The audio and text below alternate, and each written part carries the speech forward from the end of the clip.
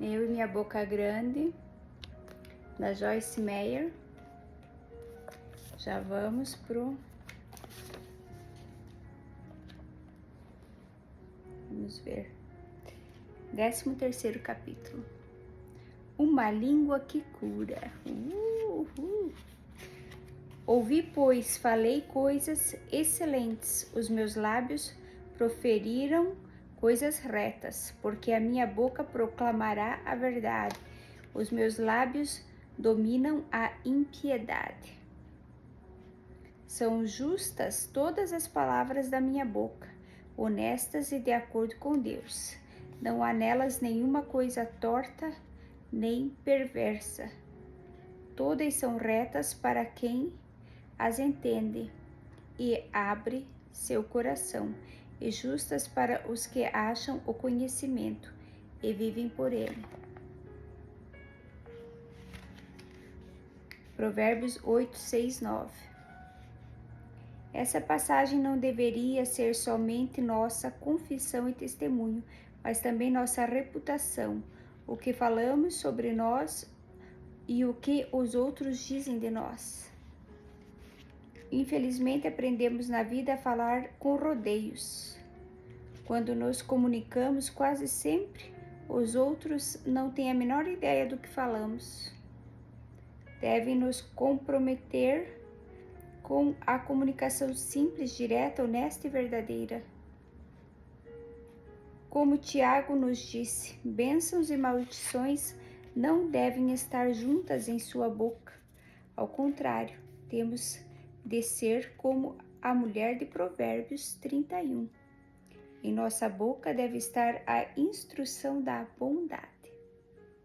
Como filhos de Deus, cheios do Espírito Santo, devemos manifestar os frutos do Espírito, principalmente a bondade, a benignidade, a mansidão e a humildade.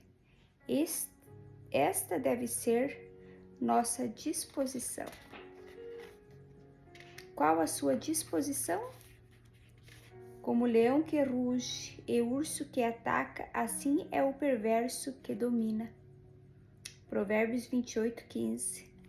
Webster define a palavra disposição como o humor normal de alguém, temperamento, tendência ou inclinação habitual, ou a maneira comum de resposta emocional. Que tipo de disposição você tem? Você é normalmente feliz e de natureza boa ou é rabugento e mal-humorado?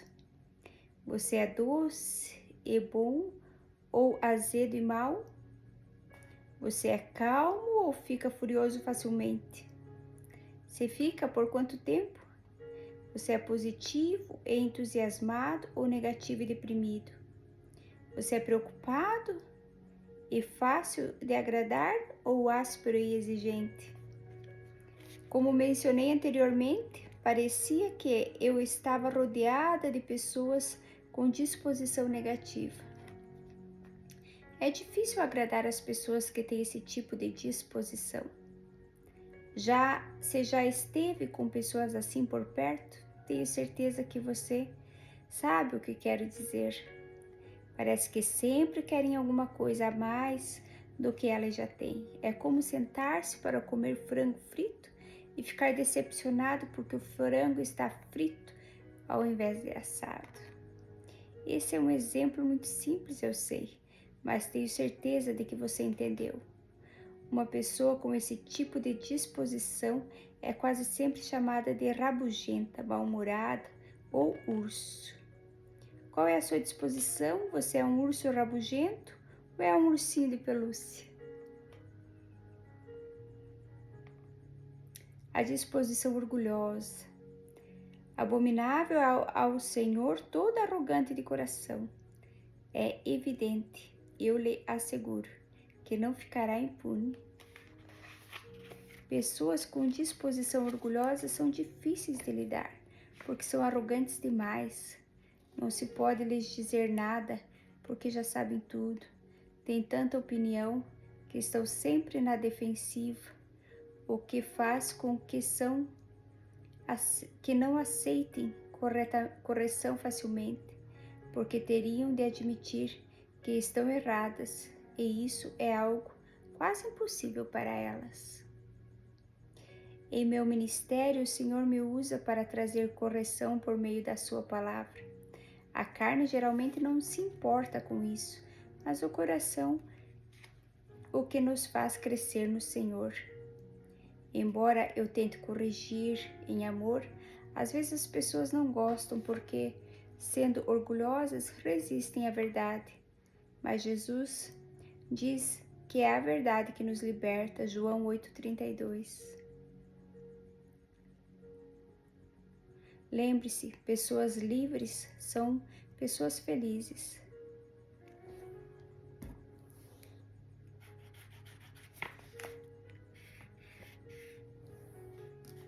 Além de estar sempre na defensiva, pessoas orgulhosas quase sempre estão ocupadas tentando convencer os outros de que precisam mudar ou de que precisam fazer. Foi incrível aprender que não é meu trabalho convencer a ninguém. Esse é o trabalho do Espírito Santo. Em João 16:8, Jesus disse que é o Espírito Santo quem convence as pessoas da verdade. Isso significa que não temos que tentar brincar com Deus na vida das outras pessoas. Mencionei que costumava fazer isso com os meus filhos. Não sabia fazer como meu marido, que se baseava na palavra de Deus para dizer-lhes o que deviam fazer e continuar com as minhas tarefas, permitindo ao Espírito Santo convencê-los da verdade. Quando precisavam ser corrigidos, pensava que era meu trabalho tentar convencê-los de que estavam errados e eu certo. Eu pregava e lhes fazia sermões durante horas, tentando fazê-los concordar comigo. Aquele tipo de abordagem repetitiva e estressante deixava as crianças ainda mais frustradas. Elas mal conseguiam me aguentar. Sou grata a Deus por curar e restaurar nossos relacionamentos. Pessoas orgulhosas sentem necessidade de convencer os outros de que estão certas e eles errados. O versículo de Provérbios ensina que esse tipo de relacionamento dominante, superior, não agrada a Deus. Ele deseja que os seus filhos andem em bondade e humildade, e não em arrogância e orgulho. Pessoas orgulhosas quase sempre são muito rígidas, o que explica porque são disciplinadoras e severas. Elas têm sua própria maneira de fazer as coisas e se alguém não faz do seu jeito, reagem de forma impetuosa e às vezes até violenta. Isso é assim que tem que ser feito, senão... Eu agi assim com meus filhos e é por isso que meu marido, que havia sido um militar, disse que eu daria um bom sargento. No entanto, minha atitude com minha família não estava produzindo o resultado que esperava. Na verdade, estava fazendo o efeito contrário. Finalmente, pessoas orgulhosas quase sempre são complicadas, embora a Bíblia nos chame a uma vida de simplicidade, elas sentem necessidade de transformar tudo em algo importante, fazer uma montanha de cada montículo. Em parte é porque tem de descobrir tudo, tem de saber as entradas e saídas de cada situação e saber a razão de tudo que acontece na vida.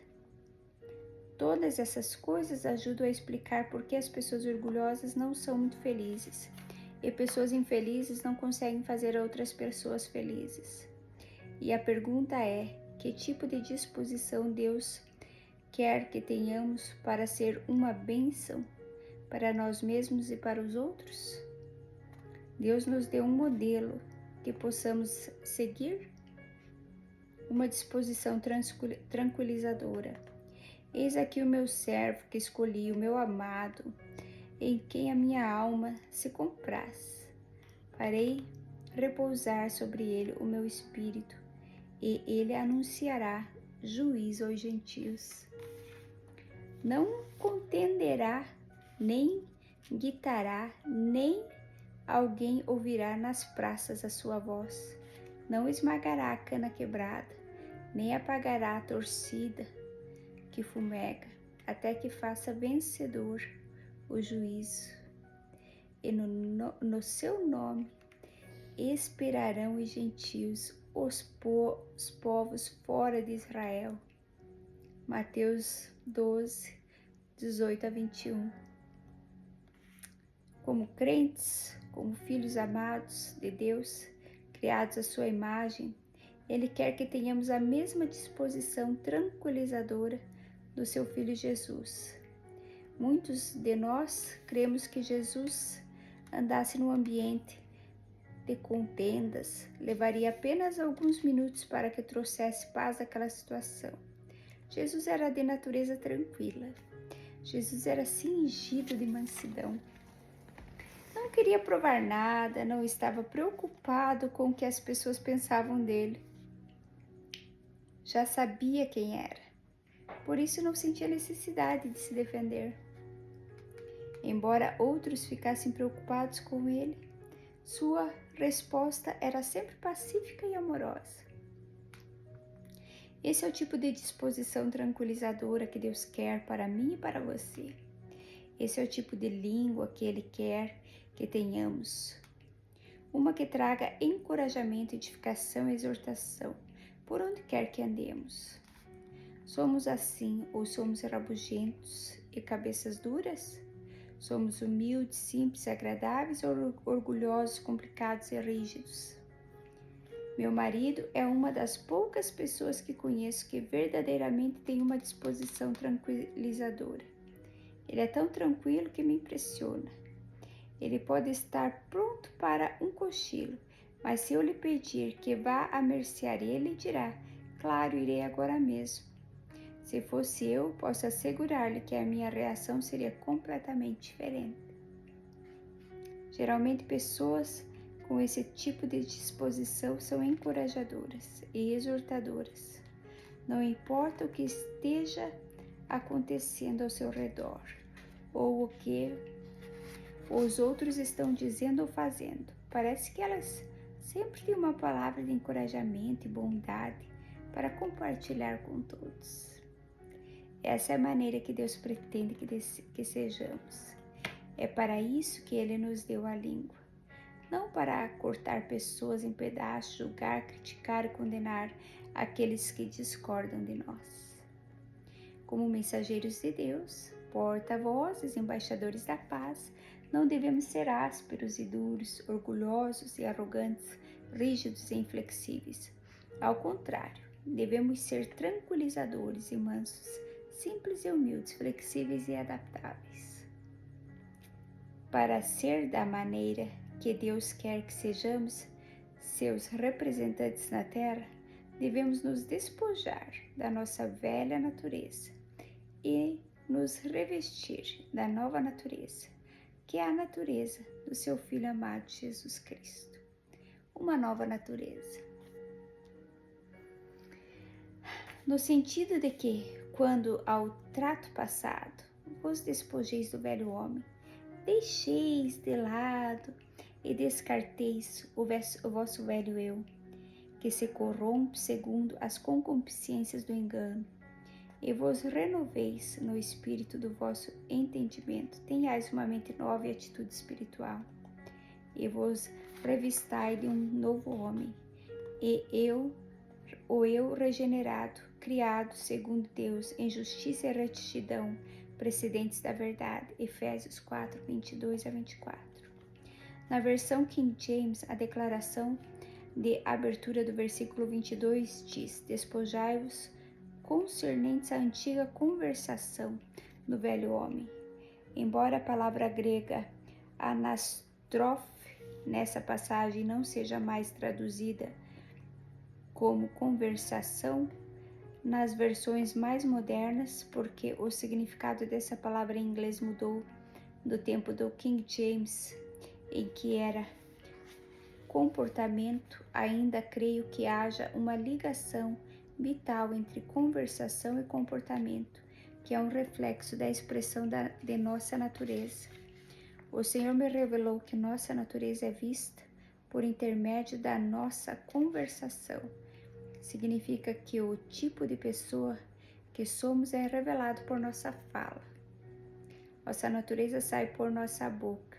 Se tivermos uma disposição tranquilizadora, nossas palavras trarão essa tranquilidade às águas turbulentas. A Bíblia nos diz que a resposta branda desvia o furor. Provérbios 15:1. Isso é verdade. Se tivermos a disposição de deixar nosso orgulho e permitir que o Espírito Santo trabalhe por nosso intermédio, como Ele quiser em cada situação. Se estivermos dispostos a nos humilhar diante do Senhor, em mansidão e obediência, como Jesus fez, então na mesma natureza que motivou suas palavras e ações, transformará a nossa natureza e tratará tranquilidade à nossa vida e à vida de todos aqueles que nos encontramos e estamos em contato. Jesus chamou isso de tomar seu fardo sobre nós. A natureza de Jesus.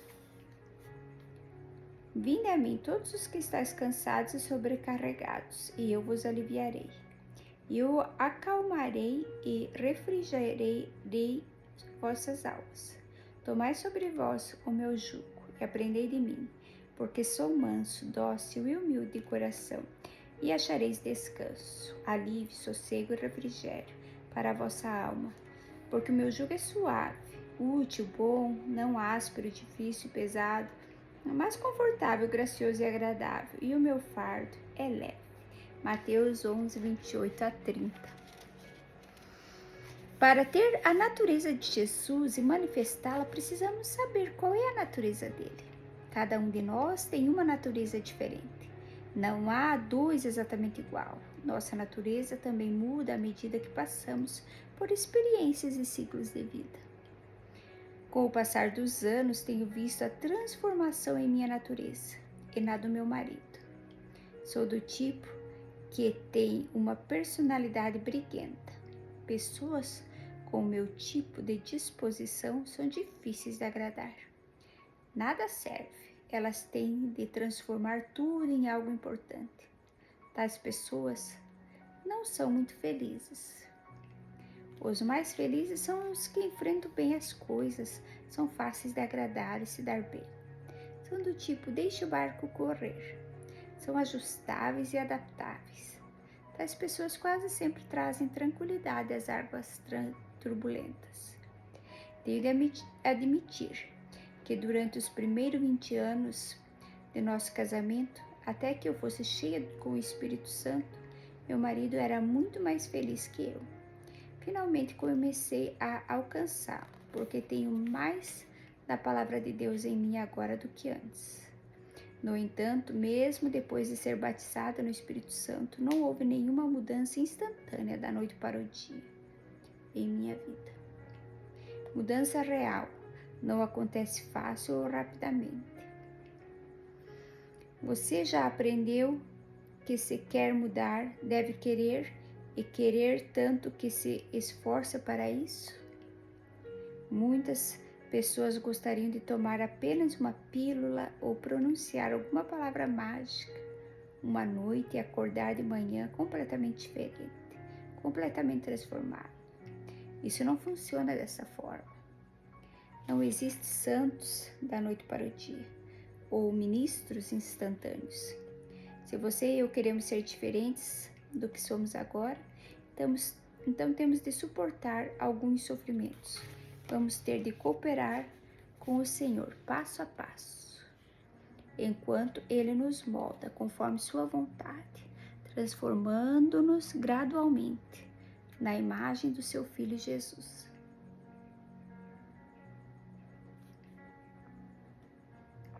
No versículo 29 dessa passagem, Jesus descreve a natureza dele.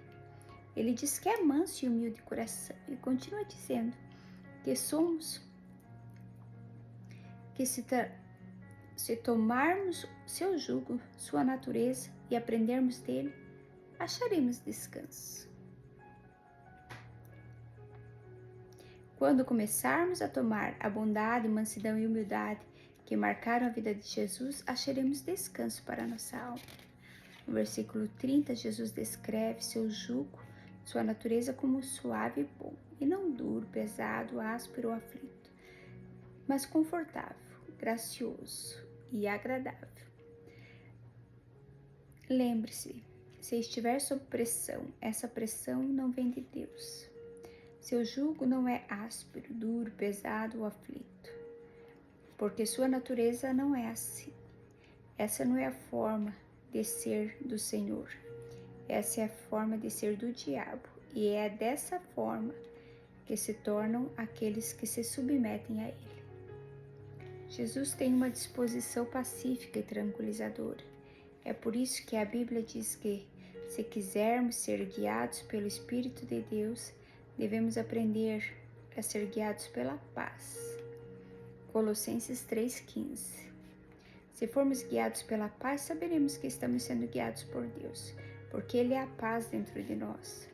Muitos crentes vão de um culto para o outro buscando uma voz, procurando uma palavra de Deus, com a direção do Espírito Santo. Ministrei palavras de conhecimento, palavras de sabedoria e palavras de profecia em nossos cultos. Todo mundo gosta disso, mas quando se trata de permitir que o Espírito Santo transforme nossa natureza carnal na natureza de Jesus Cristo, é outra história.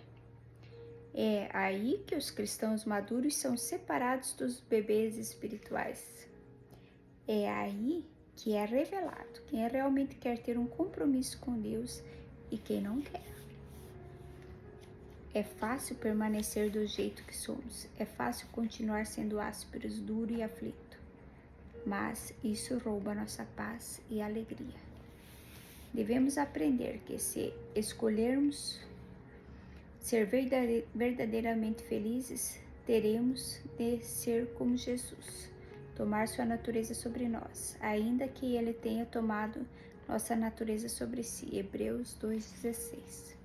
Ásperos e duros ou doces e calmos é o que vai revelar se somos verdadeiros adoradores de Deus. Um óleo de unção santo e perfumado.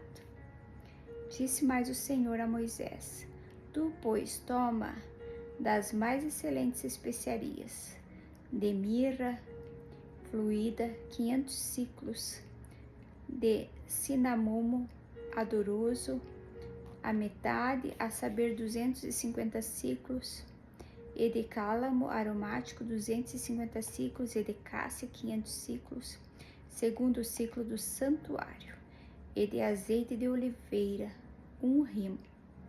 Disto farás o óleo sagrado para a unção, conforme composto, segundo a arte do perfumista. Este será o óleo sagrado da unção. Êxodo 30, 22 a 25. Você realmente quer ser ungido?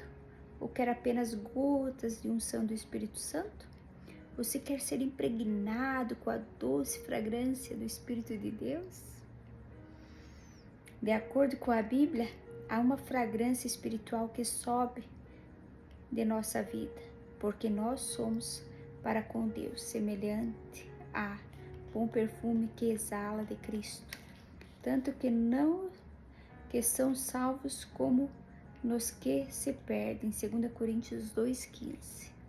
Essas coisas que vemos no Antigo Testamento são muito relevantes nos aspectos práticos do Novo Testamento. Os ingredientes do óleo da unção. Com ele ungirás a tenda da consagração e a arca do testemunho, e a mesa com todos os seus utensílios, e o candelabro com os seus utensílios, e o altar do incenso, e o altar do holocausto com todos os utensílios, e a bacia para a limpeza com o seu suporte. Assim consagrarás, separarás estas coisas, para que sejam santíssimas. Tudo que colocar nelas será santo, separado para Deus. Também ungirás Arão e os seus filhos, e os consagrarás, separarás para que me oficiem como sacerdotes. Êxodo 30, 26 a 30. Tem um livro de Hannah Hurnard chamado Mountains of Spices. Ao ler essa passagem de Êxodo, comecei a me perguntar o que tais especiarias representam, e então procurei-as naquele livro. De acordo com a autora, a mirra representa a mansidão, visto que a receita para o óleo da unção pede 500 ciclos de mirra. Isso representa uma grande quantidade de mansidão. Como vimos, mansidão é um dos atributos de Jesus Cristo. O cinamomo representa a bondade e o cálamo a suavidade. Então, se desejamos a unção de Deus sobre nós, teremos de ser impregnados da mistura de mansidão, bondade, suavidade e humildade. Cresça em Cristo e em amor. Digo, pois, que durante o tempo em que o herdeiro é menor, em nada difere do escravo, posto que é ele senhor de tudo, mas está sob tutores e curadores, até o tempo predestinado pelo Pai. Gálatas 4, 1-2. Devemos crescer e tornar-nos maduros em Cristo para reivindicar a herança completa que está separada para os filhos de Deus. No capítulo 4 de Gálatas, o apóstolo Paulo diz que quando um menor recebe uma herança, ela é entregue a um tutor até que o menor atinja a maioridade. Como herdeiros de Deus e cordeiros com Cristo, Romanos 8,17, temos uma herança em Cristo, mas até que deixemos as coisas de menino e cresçamos, essa herança é guardada para nós pelo Espírito Santo. Só recebemos as bênçãos de Deus quando atingimos a maturidade suficiente para lidar com elas. Uma maneira de mostrarmos maturidade é pelo controle da língua.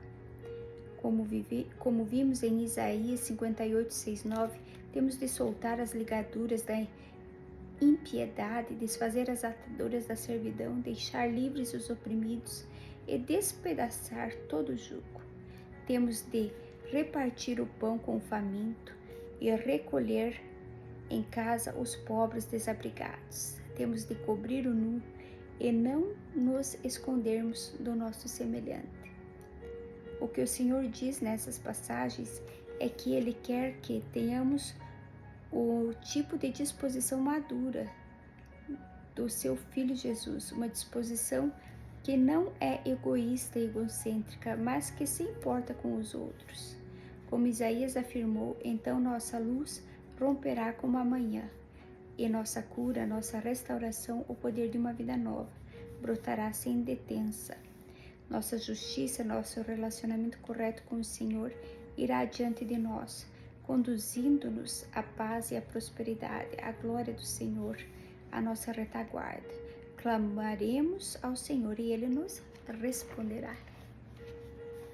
Quando tirarmos o jugo do meio de nós, o dedo que ameaça, quando pararmos de criticar e de julgar os outros, quando lançarmos para fora toda forma de falar falso, áspero, injustamente, então as bênçãos do Senhor virão sobre nós.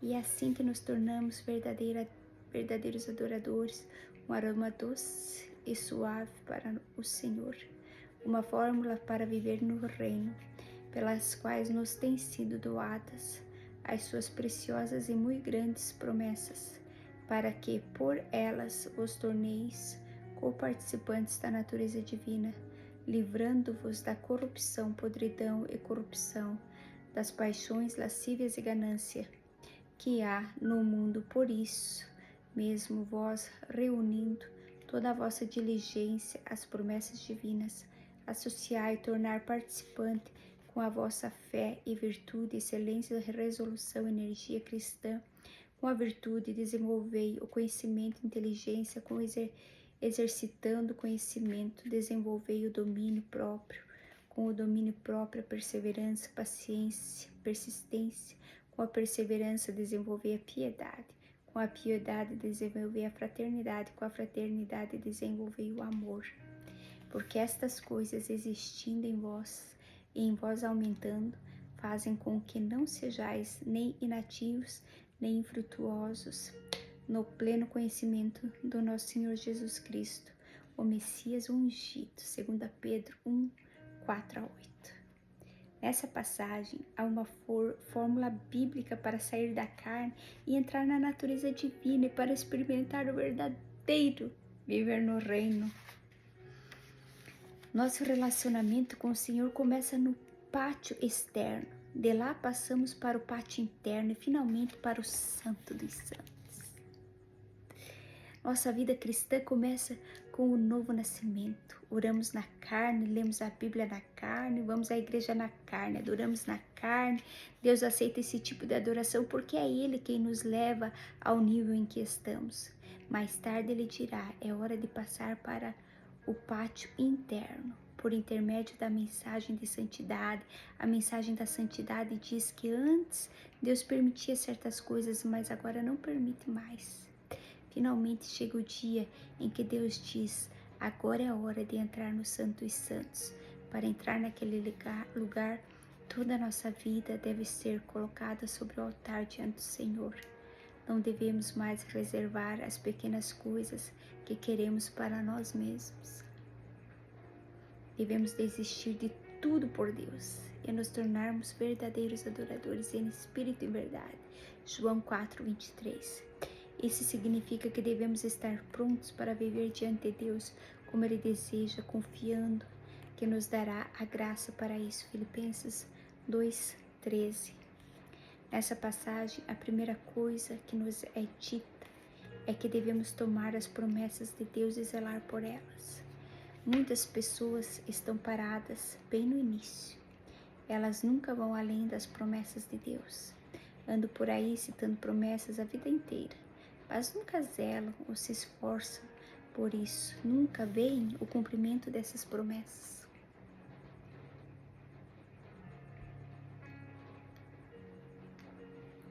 Para crescer na verdadeira maturidade cristã e cumprir a vontade e o plano de Deus para a nossa vida, devemos decidir terminar a carreira que nos está proposta, segundo Timóteo 4:7. Haverá coisas que virão para nos desencorajar e nos fazer desistir, mas devemos ser determinados e zelosos. Devemos acrescentar fé ao nosso zelo e, por sua vez, desenvolve a virtude ou a excelência. Há momentos em que o Senhor dirá, você não pode mais ser preguiçoso, desleixado, indisciplinado. Você tem que exercer excelência, determinação e energias cristãs. Essa excelência desenvolve o conhecimento que produz o domínio próprio. Isso significa que não podemos mais fazer o que queremos, mas devemos ser comprometidos como Jesus para fazer a vontade do Pai. Uma vez que desenvolvemos o domínio próprio, ele por sua vez nos leva à firmeza, que é a paciência ou resistência. Paciência não é apenas a capacidade de esperar, mas é a capacidade de esperar com uma boa atitude. Enquanto esperamos, nossa vida deve exalar aquele doce aroma diante do Senhor. Com certeza é difícil. Com certeza é mais fácil exalar um bom aroma quando as coisas estão indo do nosso jeito. É muito mais difícil quando tudo está contra nós, quando aqueles ao nosso redor estão tendo suas orações respondidas, enquanto as nossas próprias orações parecem não passar do teto. Nessas horas pode parecer que Deus está surdo, que por alguma razão que não conseguimos entender, Ele se recusa a nos ouvir. Todos nós passamos por isso. O teste é: que tipo de fragrância exalamos enquanto esperamos? Nossa firmeza, nossa paciência e nossa resistência nos levam a algo chamado temor. É quando começamos a ser expostos a uma enxurrada constante de mensagens de santidade. Por quê? Porque Deus lida com cada virtude cristã, uma de cada vez. Ele está nos levando a um lugar, Deus está nos levando para si mesmo, capacitando-nos a permanecer na sua presença. Ele está nos preparando para sermos usados por Ele no grande avivamento dos últimos dias. Ele está nos levando a um lugar, Deus está nos levando para si mesmo, capacitando-nos para permanecer na sua santa presença. Ele está nos preparando para sermos usados por Ele no grande avivamento dos últimos dias. Depois do temor vem a afeição fraterna, que é a versão que James chama de bondade fraterna. Esse tipo de afeição ou bondade fraterna produz o verdadeiro amor cristão, que é traduzido na Bíblia amplificada da palavra grega ágape, que significa amor semelhante ao de Deus. Cingi-vos de humildade. Cingi-vos todos de humildade, como a veste de um servo, para que não possa ser tirada de vós, livres do orgulho e arrogância, porque Deus resiste aos soberbos, insolentes, presunçosos, jactanciosos. Ele os frustra, se opõe e os derrota. Contudo, os humildes concede a sua graça, favor e bênção. 1 Pedro 5,5. Na época em que comecei este estudo sobre a língua, o Senhor me revelou por intermédio dessa fórmula que eu estava certa sobre ágape. Enquanto eu relembrava a minha vida até aquele ponto, pude ver que o Senhor me sustentou em cada um dos estágios de crescimento cristão. Agora ele dizia que era hora de fazer como Pedro declarou, cingir-me com a humildade de Cristo. Creio que Deus diz isso para cada um de nós. Devemos cingir-nos com o manto de humildade, mansidão, bondade e suavidade. Devemos usar esse manto no mundo, agir como Jesus, exalar um doce aroma e ter uma personalidade tranquila.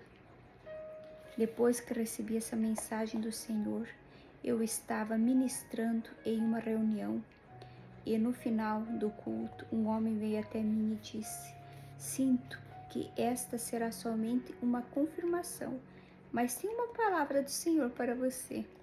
Ele continua a citar essa mensagem em 2 Pedro 1,4-9 e disse: o Senhor disse que você está na bondade, e depois disso vem o reino. Como disse anteriormente, sou cuidadosa com as palavras de outras pessoas, mas nesse caso não há como aquela palavra ter sido acidental. Ela me encorajou muito, porque acreditei que era uma confirmação do que Deus já tinha me mostrado. Esteja pronto para ser transformado. E todos nós, com o rosto desvendado, contemplando na palavra de Deus, como por espelho a glória do Senhor, somos transformados de glória em glória na sua própria imagem, como pelo Senhor, o Espírito. 2 Coríntios 3,18. A mudança que precisa acontecer em cada um de nós não vem da nossa vontade, da nossa força ou das nossas boas obras. Ela vem de conhecer a Deus pessoalmente e intimamente. Nesse capítulo final, não ensinarei 7 passos para crescer no conhecimento do Senhor. Direi qual é a sua única responsabilidade. A confissão é boa. Faz coisas na vida do crente, mas não muda o homem interior. Certos tipos de programas de oração são bons. Ajudam a desenvolver a disciplina espiritual, mas não mudam um homem interior. Ler a Bíblia, frequentar a igreja e muitos outros exercícios são bons, são coisas que cada crente tem que praticar, mas elas não mudam o homem interior. Só existe uma maneira de mudar o homem interior, é colocando-se na presença de Deus e permitindo que Ele faça uma obra no seu interior. No momento, toda a Igreja de Jesus Cristo está trabalhando e se esforçando, tentando mudar. Deus me revelou que apreciaria muito se todos nós apenas o contemplássemos em sua palavra e permitíssemos que seu Espírito nos transformasse em sua imagem. Nós, carismáticos, nos tornamos tão religiosos, na verdade temos nossa própria religião. Planejamos e programamos tudo em nossa vida espiritual, Não há nada de errado com a disciplina e a ordem, mas se planejarmos e programarmos as coisas e deixamos Deus de fora, então temos um problemão em nossas mãos. A única coisa que vai nos transformar verdadeiramente é entrar na presença de Deus e esperar que Ele faça o que não podemos fazer sozinhos. Não estou desafiando você a sair e tentar ser bom, humilde, manso e amoroso. Se essa é a mensagem que você captou desse livro, então você ficará frustrado. Esta mensagem não tem a intenção de trazer condenação para o que você é ou foi. É para trazer encorajamento para o que você pode ser, se quiser submeter-se ao Espírito Santo do Deus vivo.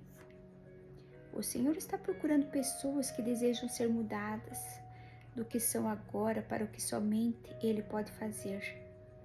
O primeiro passo nesse processo envolve quase sempre uma mudança no discurso. Isso foi verdade para Abraão e Sarai, que tiveram de aprender a chamar-se por nomes diferentes.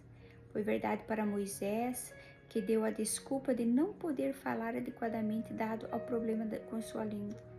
Isso foi verdade para Isaías, que diz ser um homem de lábios impuros, que vivia no meio de um povo de lábios impuros.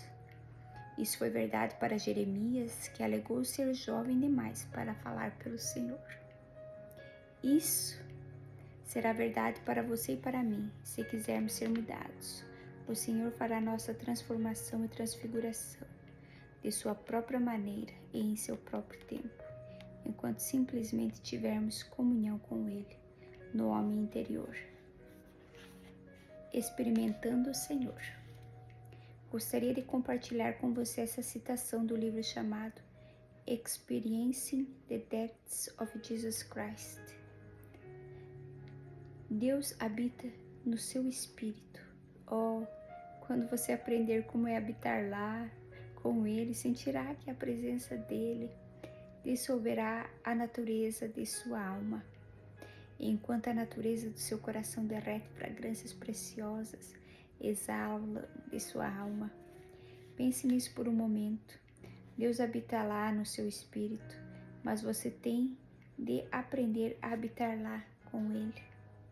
Produzir frutos que não vêm de frequentar igreja, vigílias de oração, leitura da Bíblia ou confissão positiva, embora essas coisas sejam boas, vêm de conformar-se ao Senhor e permitir-lhe conformar-se a você.